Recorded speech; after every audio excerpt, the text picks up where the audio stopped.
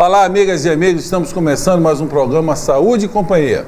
Esse programa é apresentado por mim, Renato Silva, professor da Faculdade de Medicina de Rio Preto e chefe da Unidade de Transplante de Fígado do Hospital de Base. E pelo professor Domingo Marculino Braille. O professor Braille é professor emérito da Unicamp, professor emérito da FAMERP e nosso pró-reitor de pós-graduação. E como vocês sabem, esse programa chama-se Saúde e Companhia, porque nós sempre temos aqui na bancada algum colega com vasta experiência em sua área que vem trazer informações para que você cuide melhor de você e de sua família. Hoje nós temos a honra de ter conosco aqui na bancada o professor Moacir Fernandes de Godoy. Professor Godoy, eu só quero dizer uma coisa para o telespectador. Se existe transplante de fígado hoje em Rio Preto, um dos elementos-chave é o professor Godoy. O professor Godoy é o cardiologista que avalia todos os pacientes nossos que vão a transplantes. Ele tem uma experiência muito grande, é um grande cardiologista, um grande professor. Ele já foi vice-diretor de nossa instituição, diretor de ensino, é um grande pesquisador da teoria do caos, que ele vai explicar aqui para vocês o que é a teoria do caos. Mas antes eu gostaria de fazer uma pergunta provocativa para o professor Moacir Godoy. Moacir, com tanta experiência sua na área da educação, tanto da graduação como da pós-graduação, Michel Temer mandou um recado para você, te convidou e te intimou a ser ministro da educação. O que é que você modificaria? Alguma coisa na educação médica?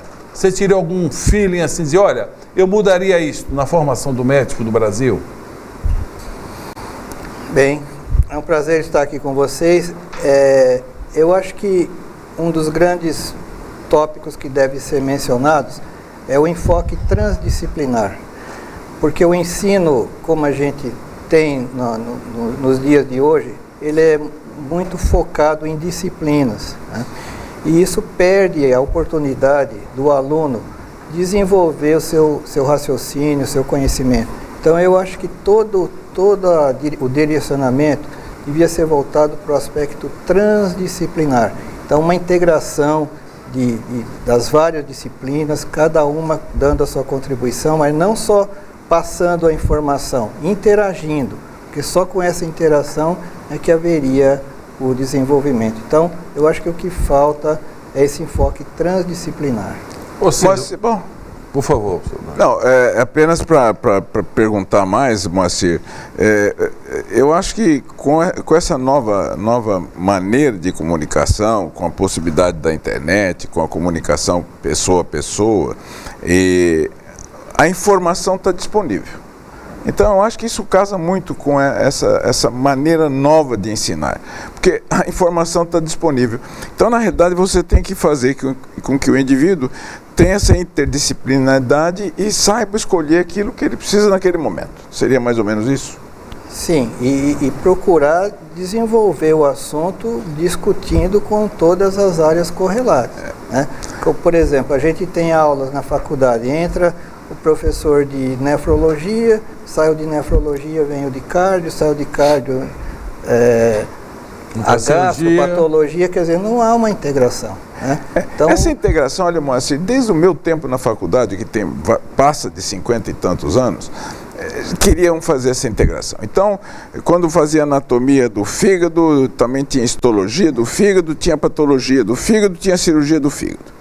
Mas eu não entendo como assim. Não, mas não basta juntar. Não basta juntar. Não basta juntar. O pessoal acha que integrar, não, junta o professor aí que vai dar certo. Não é bem assim. Senão vem no mesmo dia, vem os vários professores, mas não fala o que ele tem que falar e sai.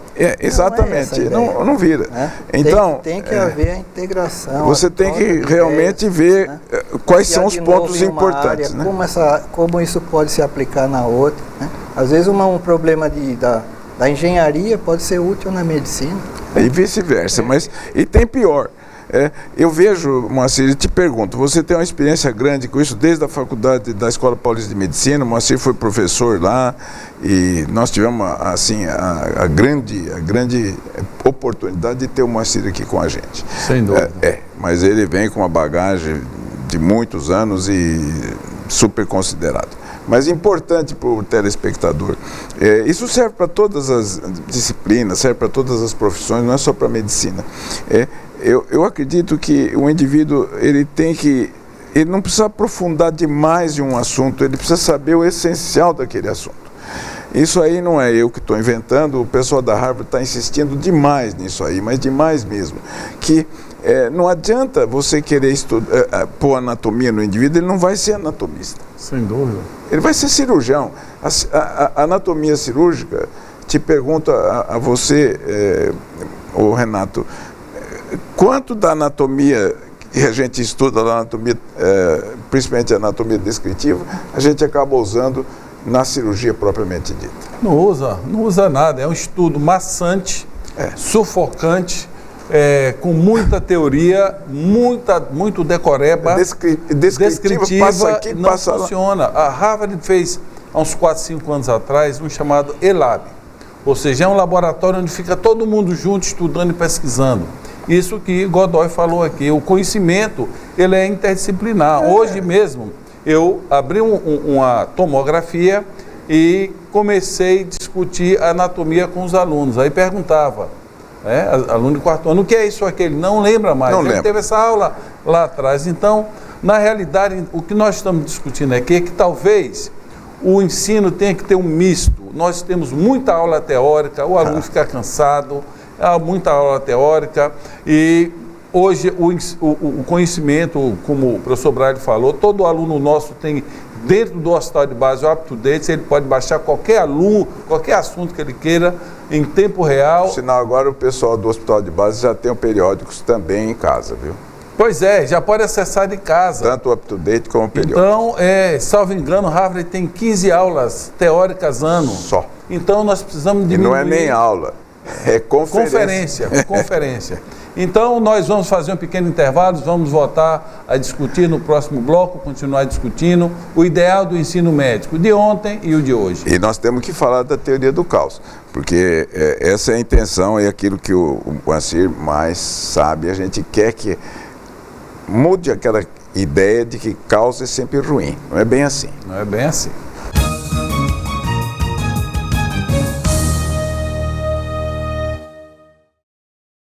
Já pensou nas relações que marcam a nossa vida? Elas surgem de tantas maneiras. Quando 1 mais 1 é mais que 2. Algumas acontecem com o tempo, outras de repente. Elas nascem quando se fecham os olhos, ou quando eles se abrem. Grandes relações marcam nossa vida, por isso a Unimed está sempre ao seu lado. Cuidar de você, esse é o plano. Unimed.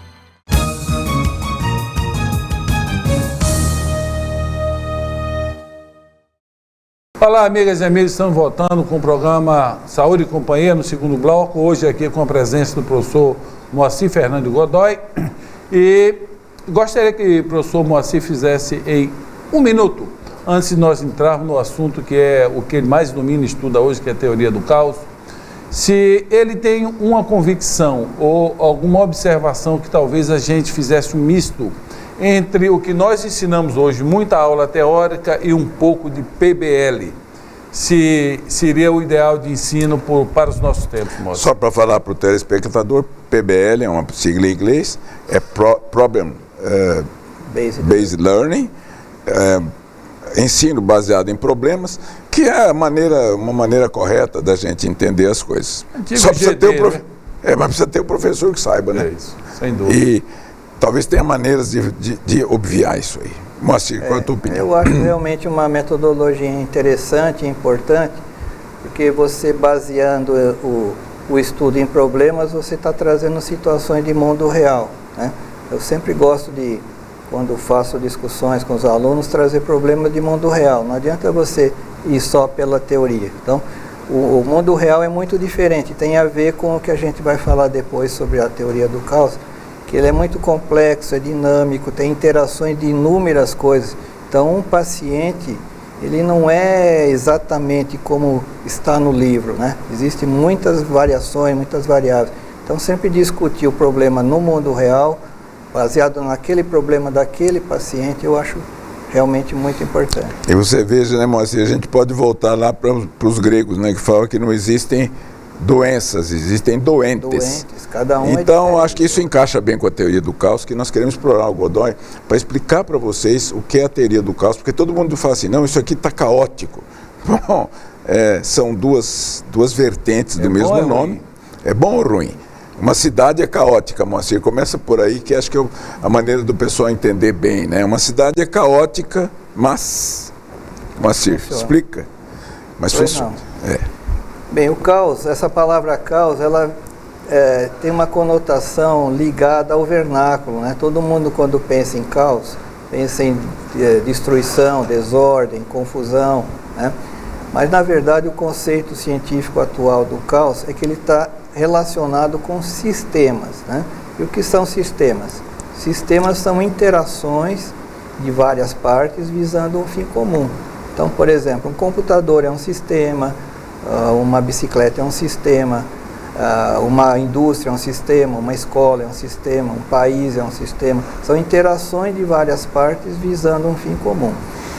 Só que esses sistemas são, por definição, complexos, ou seja, eles não são simplesmente a somatória de suas partes.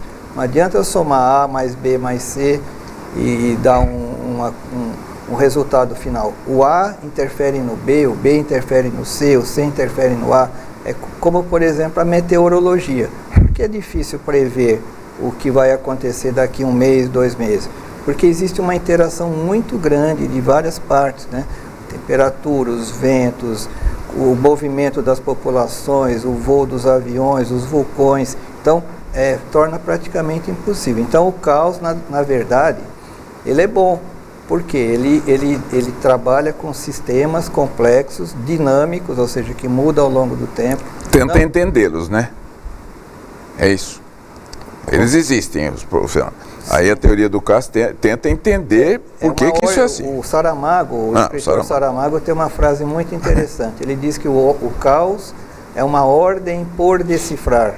Então existe a ordem lá, que a gente não consegue decifrar rapidamente. E o protótipo aqui na nossa área do sistema caótico é o corpo humano. O corpo humano é um sistema, né? Interação de vários órgãos visando um fim comum. Então o fígado, o rim, o cérebro, o estômago, os intestinos, tudo interagindo, visando a manutenção da vida. É dinâmico, porque muda ao longo do tempo. É não linear, totalmente, porque uma pessoa fuma, tem doença, outra fuma, não tem doença. O remédio funciona em um paciente e não funciona em outro. Dá uma epidemia de dengue, um pega, outro não pega, né? Então é não linear. E tem o efeito borboleta, ou seja, sensível dependência das condições iniciais. Então, pequenos eventos dão grandes consequências. Imagina uma cirurgia de uma obesidade mórbida. É um paciente 180 quilos. O cirurgião, por um acidente, fica um pedacinho de gase lá. Uma gase de 1 grama dá uma infecção, uma septicemia. Então, 1 grama, o paciente de 180 quilos morre. 1 gota de vacina dá um resultado excelente e evita uma paralisia infantil, por exemplo, né? Uma gota. Então, 1 gotinha. Então, isso que é o interessante. Então, o caos, ele lida com essa ordem oculta. Então, caos é bom, na verdade, porque Conta, Moacir, aquela história, então, da borboleta que bate asa no Rio Grande do Sul e agora está na época dos tufões, né? O Lawrence, o meteorologista americano, ele trabalhava com a previsão do tempo na Segunda Guerra Mundial e vendo os melhores momentos para os aviões decolarem, né? Então, ele estava procurando uma equação matemática para prever o tempo. E ele fez algumas equações e transformou em gráficos, e uma vez ele foi sobrepor um gráfico no outro e viu que não batia. A mesma fórmula ele usou, só que uma hora o gráfico apontava pode voar, o outro dizia não pode. Ele foi checar o que tinha acontecido, é que na primeira ele usou 3 casas decimais e na outra 6 casas decimais. Então essa pequena variação no centésimo do milésimo foi suficiente pelas interações levar ao que ele chamou de efeito borboleta. Ele deu uma conferência dizendo, se uma borboleta bate asa no Brasil, ela pode provocar um tornado no Texas? Então essa é a consequência do efeito borboleta. Pequenas coisas que vão interagindo até chegar numa grande consequência. Aí foi bom porque o Brasil entrou na história, né? Porque ele usou esse exemplo, né? Agora, Moacir, a busca por entender o caos. Não é? Qual a aplicabilidade do ponto de vista médico? No teu laboratório, o professor Moacir é chefe do laboratório NUTEC e ele estuda a teoria do caos, e eu gostaria de que ele explicasse para o telespectador se existe a possibilidade do estudo do caos trazer alguma repercussão para a prática médica, mas essa resposta você dará no próximo bloco. Nós vamos agora para um pequeno intervalo.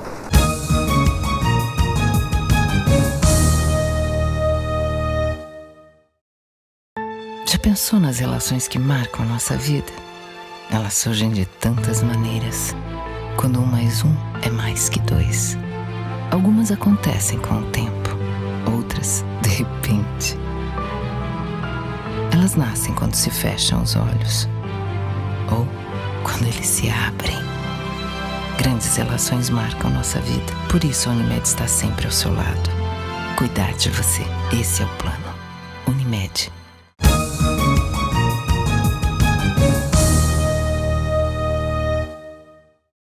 Olá, amigos, estamos voltando com o último bloco do programa Saúde e Companhia. Hoje temos a honra aqui de contar com a presença do professor Moacir Godoy. E o professor Moacir Godoy é o chefe do laboratório NUTEC, quer dizer Núcleo Transdisciplinar para o Estudo do Caos e da Complexidade. E nós perguntamos a ele mostra que tudo existe uma interação, desde o corpo ao ar. Se dentro do seu laboratório, se existe algum estudo de trazer teoria do caos para a prática médica? Existe sim. Nós observamos o seguinte: todos os órgãos do organismo humano estão interligados por um sistema que chama sistema nervoso autônomo, que tem 2 componentes, um que chama simpático, que acelera a movimentação dos órgãos. E o outro não chama antipático, hein? Não, o outro chama parasimpático. O parasimpático é uma brincadeira para vocês guardarem. O parasimpático, ele tem ações opostas ao do simpático. Bom, é isso que faz o nosso coração bater espontaneamente, é que faz o intestino funcionar sem a gente dar nenhuma orientação, a própria respiração, todos esses funcionamentos autonômicos são controlados por ele. E nós vimos que o sistema nervoso autônomo tem uma ação caótica. E como nós descobrimos isso? O coração, ele não é um metrônomo. Quando a gente fala que o coração está batendo 70 vezes por minuto, isso é uma média.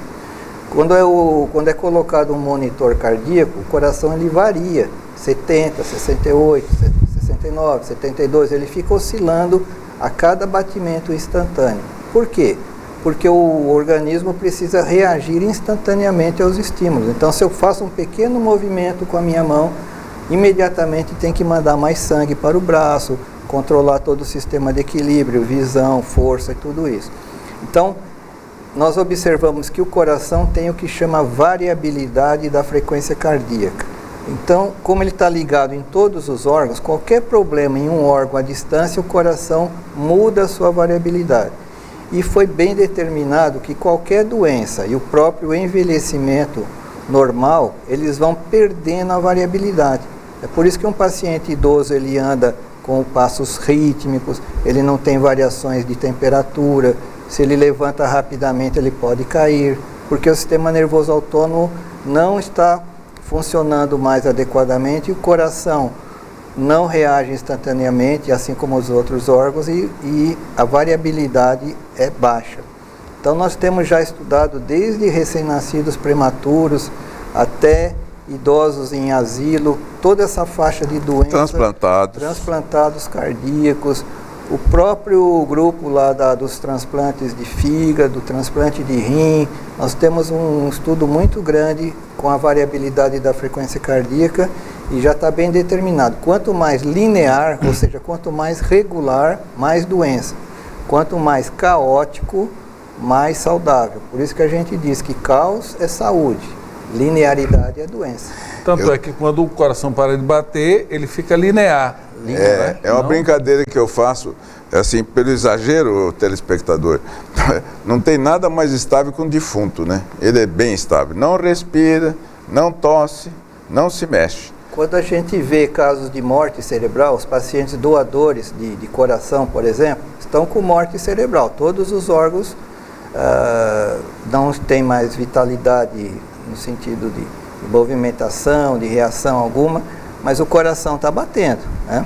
O coração está batendo e ele, quando se faz a variabilidade, ele não tem variabilidade alguma. Por quê? Porque ele não precisa mais variar. Todos os órgãos estão inativos, né? E ele fica lá no 70 o tempo todo. Isso é uma maneira de saber que ele está bom, né, para transplante, mas ele não reage mais aos estímulos. Ele perdeu o comportamento caótico. Então, uma outra coisa, explica assim, vamos explicar com o negócio da cidade. Eu gosto muito daquela explicação, Moacir, porque a cidade é o seguinte: uma cidade tem prédios altos, tem prédios baixos, tem terreno baldio, tem serviço de esgoto, tem automóvel, tem caminhonete, tem caminhão. Isso é caos, não é tudo igual, são coisas diferentes.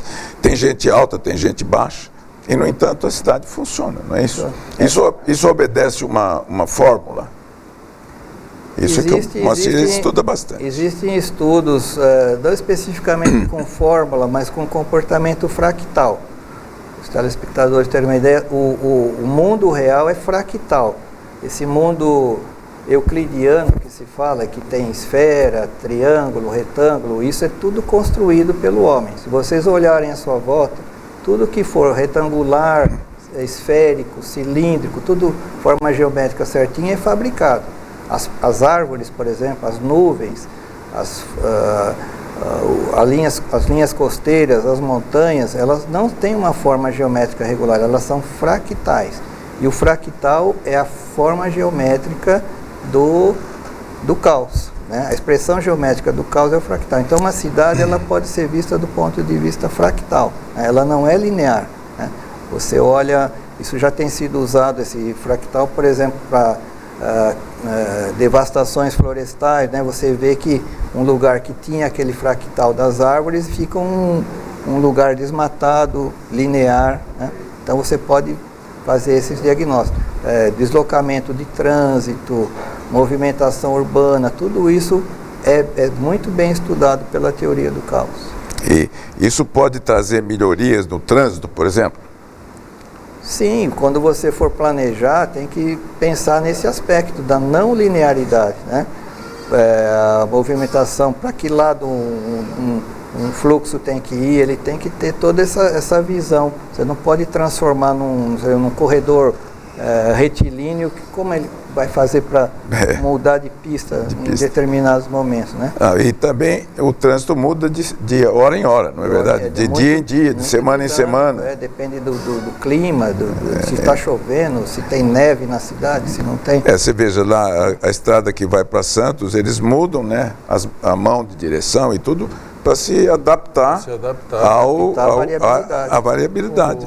Então, na realidade, ali eles estão aplicando a teoria do caos. Quando se diz que o trânsito está caótico, ele está mesmo. É bom. Moacir, todos nós que trabalhamos, pesquisamos em nossas áreas, você fica assim, às vezes, dia e noite, pensando em uma coisa. Hoje eu estou abrindo uma linha de pesquisa assim, que me faz pensar lá dia e noite. Dentro da teoria do caos, nós sabemos que quando o organismo ele fica doente, por exemplo, uma infecção, nós vamos lá em busca de algumas alterações de sinais vitais, né? A temperatura aumenta, a frequência cardíaca, respiração.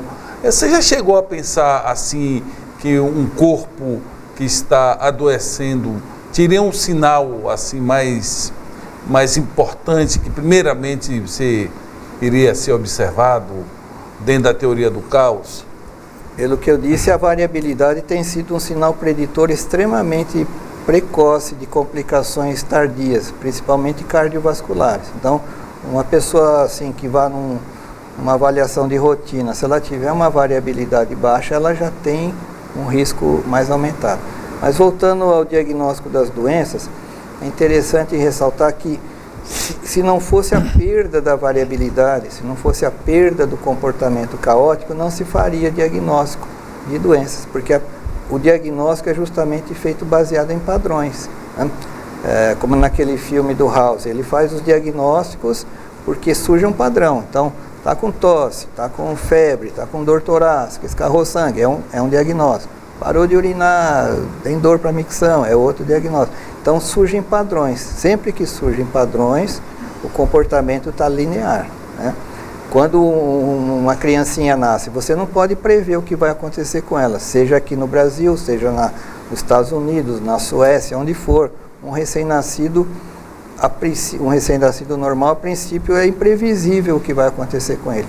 Aí você pega no outro extremo, um idoso de 80 anos, entubado, sem urinar, dentro de uma UTI, seja no Brasil, seja na Suécia, seja nos Estados Unidos, a gente sabe que o prognóstico dele é muito ruim, porque ele entrou num comportamento de padrão. Aquele padrão já está definido que a evolução... Você imagina nos teus sonhos de madrugadas, seus picos febris mentais, que será possível no futuro a gente ter um chip em nosso corpo com uma monitorização à distância e de repente alguém diga, vai no médico? Eu creio que sim, já existem movimentos nesse sentido. Lá nos Estados Unidos eles criaram um prêmio, 10 milhões de dólares, e já foi feita a primeira seleção de protótipos de coisas nesse sentido. A pessoa teria, não chega a ser um chip, mas uma caixinha que monitora os principais elementos vitais que indicariam a perda desse comportamento caótico e já dirigindo a pessoa a procurar o recurso médico. Professor Moacir Fernando Godoy, nós estamos chegando no final do nosso programa. Gostaria que você deixasse uma mensagem para o nosso telespectador, por favor. A minha mensagem é que vocês tenham sempre essa visão sistêmica da vida, não o pensamento linear, né? O pensamento linear, ele engessa a pessoa. Então, procure sempre ideias novas, o que é diferente, o que pode explicar melhor o comportamento da sua vida. Então, sejam caóticos. Essa é a minha mensagem. Muito boa mensagem, você. Bem, eu gostaria de lembrar que Tomás de Aquino, ele fala, né, que nós devemos tomar as decisões corretas, e as decisões corretas não é aquela insegurança, né, que a capacidade de você decidir corretamente, isto sim é que nos levaria a viver mais e melhor, mas isso aí, como o professor Moacir já nos alertou, nós temos a teoria do caos, sim, mas não custa nada planejar. Planeje, que é importante planejar para viver mais. Por favor, professor Braga. Eu acho que todo mundo está preocupado com o país, e eu vou deixar 2 palavras aqui que são fundamentais para que nós possamos, na realidade, sair do caos, né? Mas não é do caos bom, é do caos ruim. Nós temos que aumentar a produtividade. Para aumentar a produtividade, nós temos que ser proativos. Nós temos que produzir mais do que estamos produzindo. E nós temos que ser inovadores. Os países que se desenvolveram, eles tiveram inovações. Inovações que puderam se transformar em recursos econômicos para que todo mundo pudesse usufruir desses recursos. Então, eu queria deixar essa mensagem, que cada um de vocês procure produzir um pouquinho mais do que você está produzindo e que sejam inovadores. Todos nós temos uma capacidade de sonhar e de inovar. Então, não percam essa oportunidade. Esta é uma oportunidade muito crítica para um país. Os países mais desenvolvidos, eles são inovadores.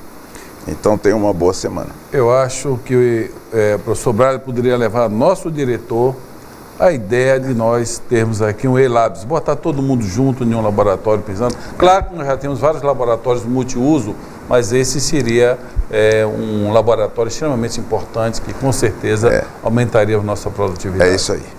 Paz e saúde a todos.